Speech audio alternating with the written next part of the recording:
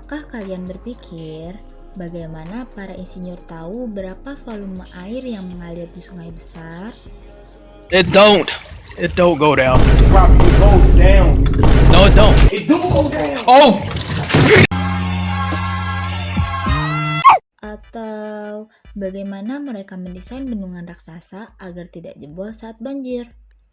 Jawabannya bukan tebak-tebakan. Semua teknologi pengairan di sekitar kita dimulai dari ruangan ini, Laboratorium Hidrolika. Hari ini kita akan melihat bagaimana rumus-rumus rumit di lab diaplikasikan langsung ke dunia nyata.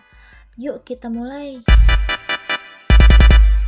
Sebelumnya kita bahas pengertian hidrolika itu sendiri. Hidrolika merupakan cabang ilmu teknik sipil yang mempelajari perilaku air baik dalam keadaan diam maupun bergerak.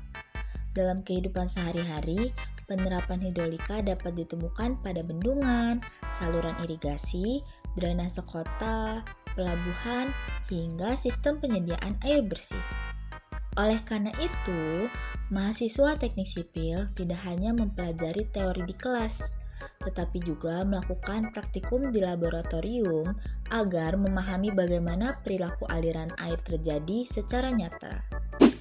Praktikum hidrolika menjadi jembatan antara teori dan penerapan di lapangan.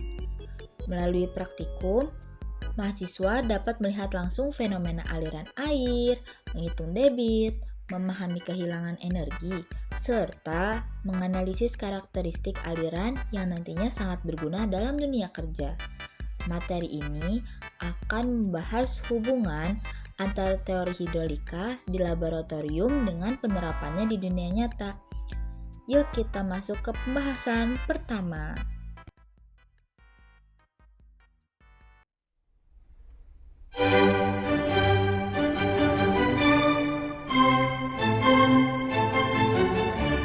Yang pertama adalah kram. Kram adalah salah satu alat ukur aliran terbuka paling cerdas. Bentuk geometrisnya didesain khusus agar aliran air tidak terganggu meskipun air di bagian hilir sedang pasang atau terendam. Nah, kalau di laboratorium itu kami mencari koefisien debit, debit moduler, dan faktor reduksi yang dimana supaya kita mengetahui karakteristik air di penampang tersebut. Kalau di dunia nyata, bendung kram adalah pahlawan bagi para petani. Alat ini dipasang di saluran irigasi modern karena sangat akurat untuk membagi air secara adil ke petak-petak sawah, sekaligus tahan terhadap endapan lumpur atau sedimen sungai.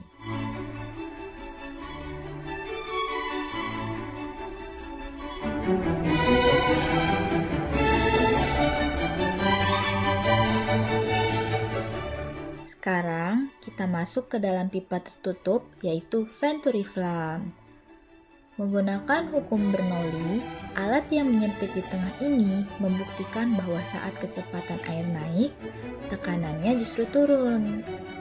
Selisih tekanan inilah yang kita hitung. Dan data yang didapatkan dari laboratorium adalah angka Froude, yang dimana untuk mengetahui penampang tersebut adalah aliran kritis atau subkritis. Bagaimana di dunia nyata? Setiap kali kalian melihat meteran air PDAM di rumah atau pipa distribusi minyak dan gas, prinsip Venturi inilah yang bekerja. Kita bisa tahu berapa liter air yang mengalir di dalam pipa bawah tanah tanpa harus membelah pipanya.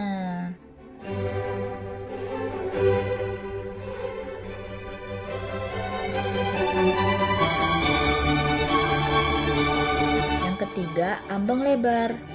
Di lab, alat ini terlihat seperti balok penghalang biasa yang menaikkan dasar saluran. Apa sih fungsinya? Fungsinya untuk mengukur debit air berdasarkan perubahan tinggi air di hulu. Terus, untuk fungsi analisis ambang lebar itu, kita menentukan debit air dan koefisien debit di aliran penampang ambang lebar tersebut. Di dunia nyata, prinsip ambang lebar ini dipakai untuk mendesain mercu bendungan dan saluran irigasi primer.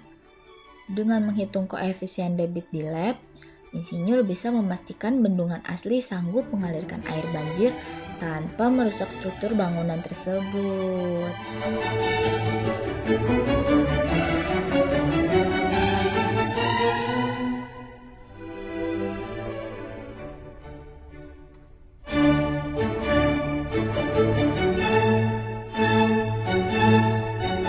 Yang ketiga, ambang lebar. Di lab, alat ini terlihat seperti balok penghalang biasa yang menaikkan dasar saluran. Apa sih fungsinya? Fungsinya untuk mengukur debit air berdasarkan perubahan tinggi air di hulu.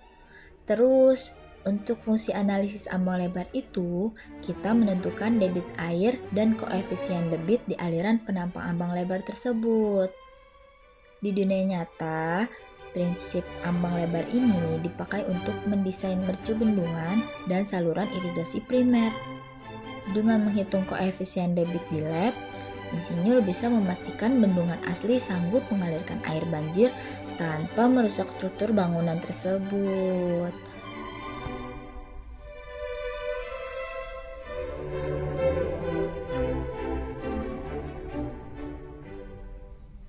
Di lab, kita menghitung gaya tekan air pada pintu yang dibuka tutup. Perhatikan fenomena di bawahnya. Air yang tadinya melesat kencang, tiba-tiba melambat dan bergulung. Ini disebut lompatan hidrolik.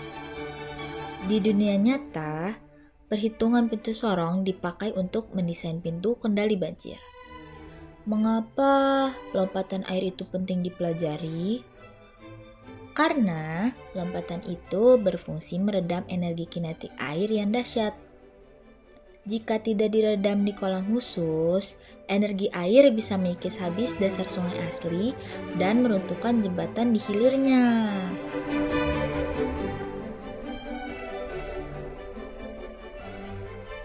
Setelah kita mendengar penjelasan singkat terkait praktikum-praktikum yang telah dilakukan, kesimpulannya, praktikum hidrolika itu bukan cuma soal menghitung rumus di atas kertas atau basa-basan di lab kampus nih. Tapi setiap tetes air yang kita ukur di sini adalah fondasi untuk membangun infrastruktur yang melindungi dan mengaliri kehidupan jutaan orang di luar sana.